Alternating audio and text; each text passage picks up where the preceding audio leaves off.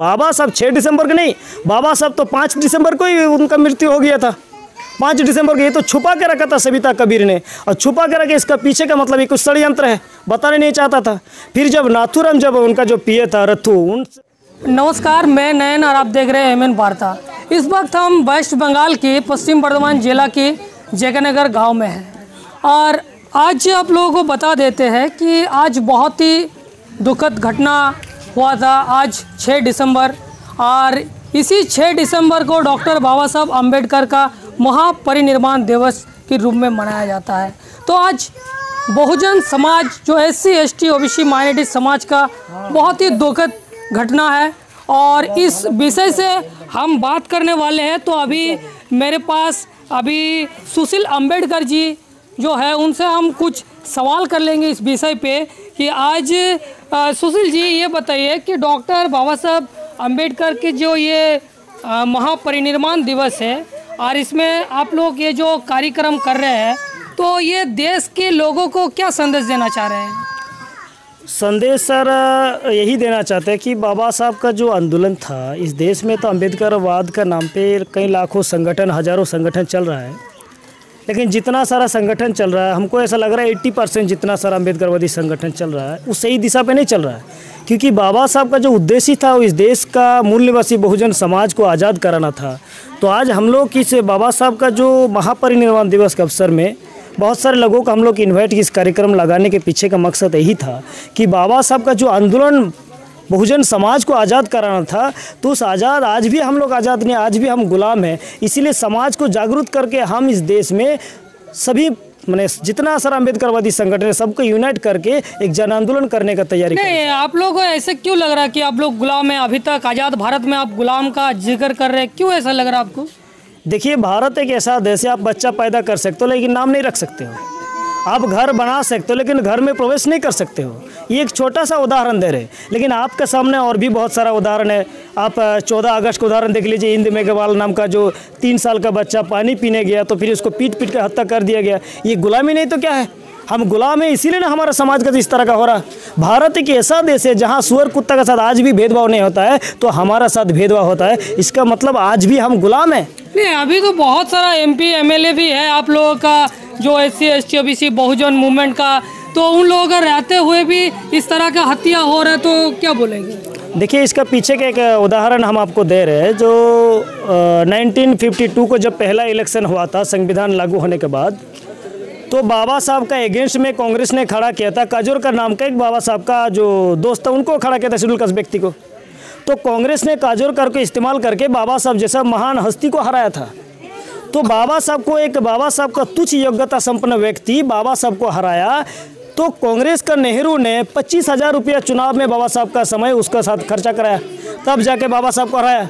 तो व्यक्ति बाबा साहब को हराने के बाद बाबा साहब से आशीर्वाद लेने आया। तो आशीर्वाद लेने के वक्त बाबा साहब को बोला कि आज हमको बहुत खुशी महसूस हो रहा है। तो बाबा साहब बोला, अच्छा ठीक है, आप जीत तो गए हो, लेकिन जीत के आप क्या करना चाहते हो, समाज के लिए आप क्या करोगे? तो उस व्यक्ति का जानते हैं उसका क्या बयान है?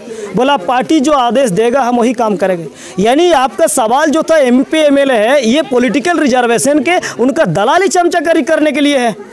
ये तो समाज का रियल रिप्रेजेंटेटिव नहीं है। अगर समाज का रियल रिप्रेजेंटेटिव होता तो आज हमारा समाज के साथ ये हाल नहीं होता। यानी आज हमारा समाज के साथ जब ये अन्याय अत्याचार हो रहा तो इसके पीछे ये लोग, ये दलाल लोग भी जिम्मेदार है।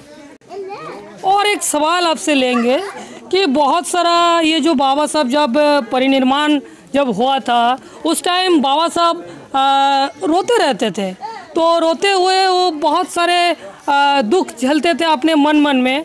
तो उस टाइम उसका जो साथी थे उसका, तो उन साथी ने बाबा साहब को पूछा कि आप क्यों रो रहे हैं?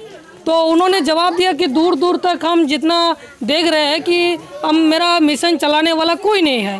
तो आज जो आप लोग ये कार्यक्रम कर रहे हैं, तो इस विषय से आप क्या बोलना चाहेंगे? यही इस कार्यक्रम का पीछे समाज को हम ये मैसेज देना चाहिए, जो बाबा साहब डॉक्टर अम्बेडकर ने बोला कि आप यदि इस कारवा को चलाने नहीं सकते हो तो छोड़ दो, लेकिन किसी भी हाल में जो मिशन है इस मिशन का काम पीछे नहीं आना चाहिए। तो साथियों, बाबा साहब डॉक्टर अम्बेडकर ने जो मिशन देकर गया, व्यवस्था परिवर्तन का आंदोलन जो बाबा साहब चला रहे थे, वो आधा अधूरा काम को किसी तरह से रोकना नहीं चाहिए। ये काम निरंतर चलेगा। समाज में दलाल पैदा होगा, समाज गुमराह होगा, झांसे में पड़ेगा, लेकिन मिशन का काम रुकना नहीं चाहिए।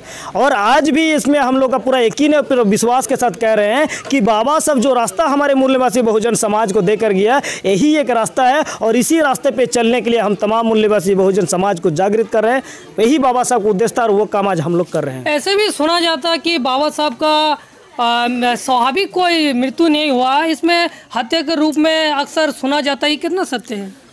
इसमें तो 200% सत्य भी है। अगर बाबा साहब का डायबिटीज़ से ऐसा कोई नहीं मर सकता था, इतना तो सबको मालूम है। तो डायबिटीज़ से कोई नहीं मरता था। इससे 7 साल पूर्व बाबा साहब को जहर दे के मारा था। और बाबा साहब 6 दिसंबर को नहीं, बाबा साहब तो 5 दिसंबर को ही उनका मृत्यु हो गया था। 5 दिसंबर को। ये तो छुपा के रखा था सविता कबीर ने, और छुपा के रखे इसका पीछे का मतलब ये कुछ षड्यंत्र है, बताने नहीं चाहता था। फिर जब नाथुराम, जब उनका जो पिए था रथु, उनसे जब पता चला, उनको तो मालूम चला, वो गया तब पता चला। यानी बाबा साहब तो 5 तारीख को ही उनका देहांत हो गया था और उनको जहर दे के मारा था। इसका कई सारा अभी किताबी रिसर्च करके आ रहा है। उनका आज भी पीएम रिपोर्ट जो है सही नहीं मिल रहा, क्योंकि उसको मतलब जहर दे के मारा गया था उनको। धन्यवाद। तो ये था सुशील अम्बेडकर, जो आज 6 दिसंबर बाबा साहब की जो परिनिर्वाण दिवस था, उस विषय पे आज यहाँ पर प्रोग्राम था। तो बहुत कुछ सामने उभर कर आया कि बाबा साहब का सही में मृत्यु नहीं हुआ था, स्वाभाविक कोई मृत्यु नहीं हुआ था, बाबा साहब को हत्या किया गया था, यही इन लोगों का कहना है। और इस तरह की बहुत सारा बहुजन समाज की न्यूज़ देखने के लिए चैनल को सब्सक्राइब करें। अगर फेसबुक में आप देख रहे हैं तो फॉलो करें। अभी के लिए बस इतना ही। देखते रहे एमएन वार्ता। जय भीम, जय भारत, जय मूल्यवासी।